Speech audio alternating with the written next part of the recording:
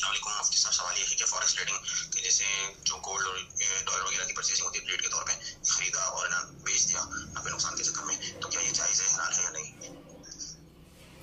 السلام علیکم رحمۃ اللہ وبرکاتہ۔ بھائی کا کراچی سے سوال ہے کہ فارکس ٹریڈنگ کیا یہ جائز ہے کہ نہیں۔ فارکس ٹریڈنگ جو ہے وہ 3 طریقے سے ہوتی ہے۔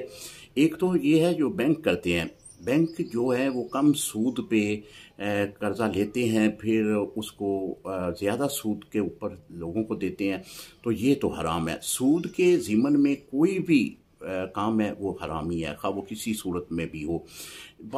دوسرے نمبر پہ کمپنیاں بھی ایسا کرتی ہیں، جو پرائیویٹ کمپنیاں ہیں وہ بھی اگر سود کو انوالو کریں گی تو وہ بھی حرام ہوگا۔ ایک ہے بندہ ذاتی طور پر ایسی ٹریڈنگ کرتا ہے، تو ذاتی طور پر چونکہ ایک کاروبار کی حیثیت سے وہ کرتا ہے، اس میں سود نہیں ہوتا۔ وہ کاروبار کی نیت سے ڈالر خریدتا ہے، ڈالر آگے دیتا ہے، قیمت بڑھ جائے تو آگے دیتا ہے، سونا خرید لیتا ہے، سونا جب قیمت بڑھتی ہے تو آگے دے دیتا ہے، اس میں شرح سود کوئی نہیں ہے۔